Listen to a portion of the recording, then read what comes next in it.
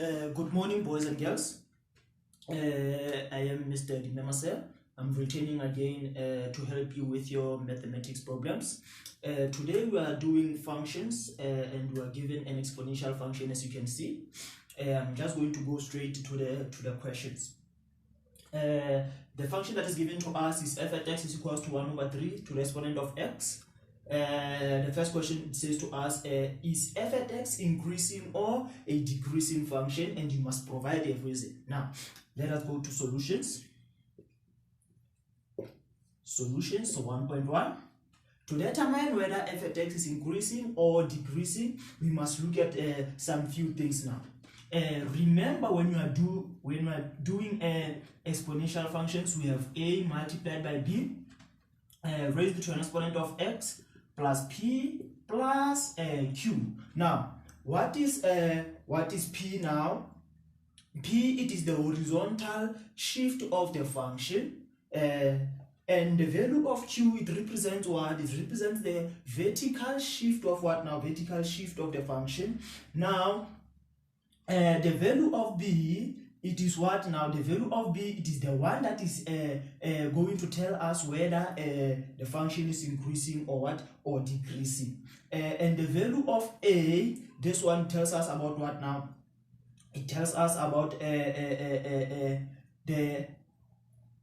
reflection about the x-axis now. And the value of b tells you the reflection about what? About the y-axis. And remember, reflection about the y-axis is the one that determines what? Whether a function is increasing or decreasing. Now, let us take a look at some few things.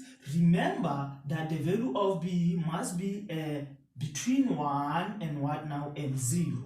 And what does this mean? It simply means to us that if b is greater than 1, if b is greater than 1, it simply means that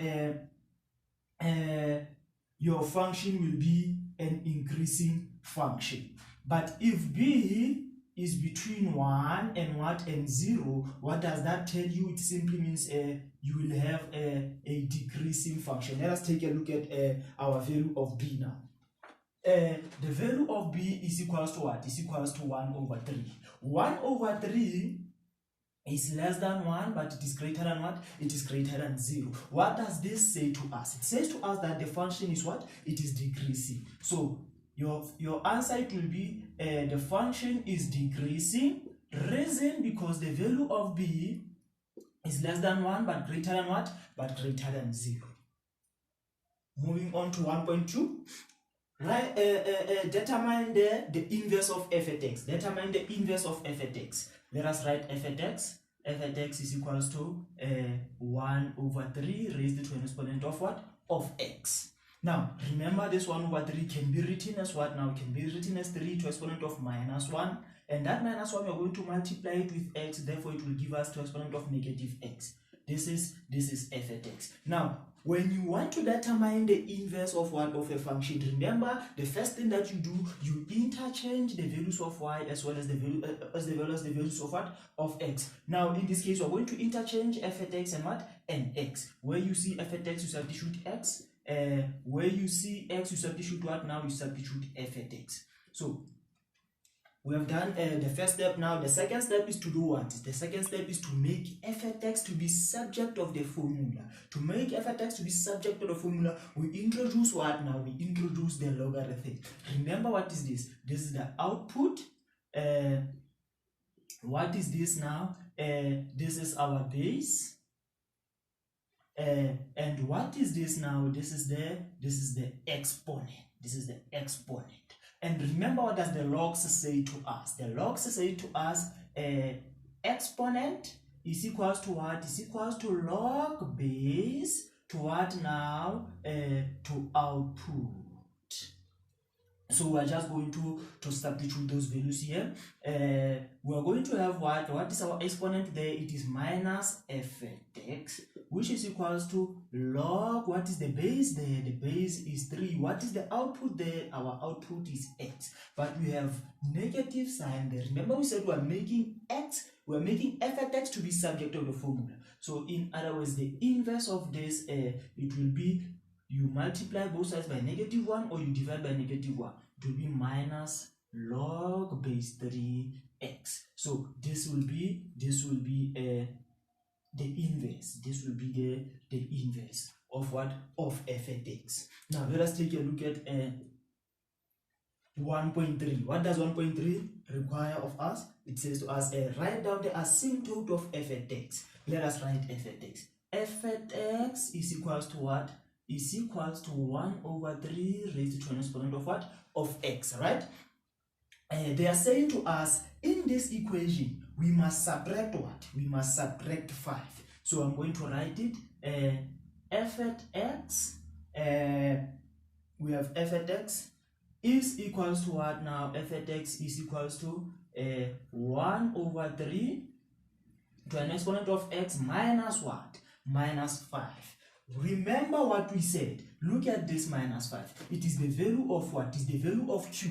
And remember what we said about the value of q. The value of q is the vertical shift of what? The vertical shift of the function. As you go down, you are subtracting, and as you go up, you are adding. So in other words, we have a subtraction here. What that simply means that this function has been shifted 5 units downwards. So they want us to write the equation of the asymptote, right? Or write down the asymptote of this function. So q is equals to minus 5, which is what? Which is the vertical shift of the function. And we are required to do what now?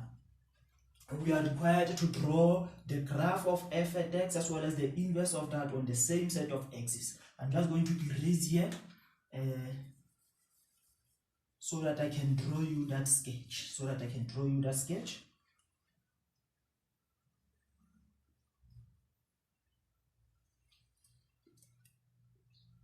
We have y-axis there, and we have x-axis there, and we are going to have our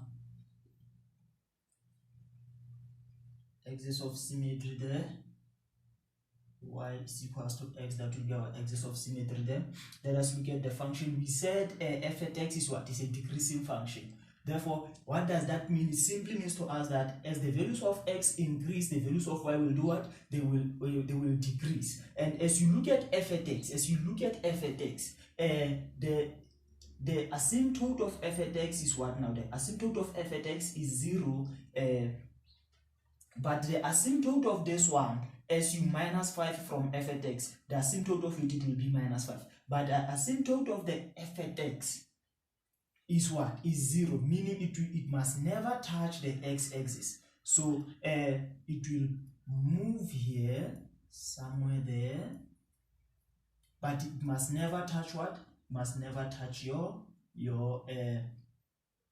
x-axis, because the asymptote here is that y is equals to 0. That is the horizontal asymptote of the function. Now this point here, it will be our y-intercept. When you substitute 0 here, you get your value of y being equals to 1. Now remember, as you do what now? As you do your, what is it? As you do your as you look for your inverse, you just interchange these values.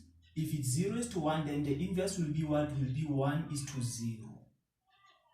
1 is to 0 for what now? For the inverse. So in other words, we are going to have a function like this now. We are going to have a function like that. A function like that. So this is what now? This is the inverse of what? Of f at x. Because of this negative, the inverse will be on the side. Remember, if it's a decreasing function, our inverse must be it must be on the side if it is a decreasing function. But because of this negative, we have our inverse on that side.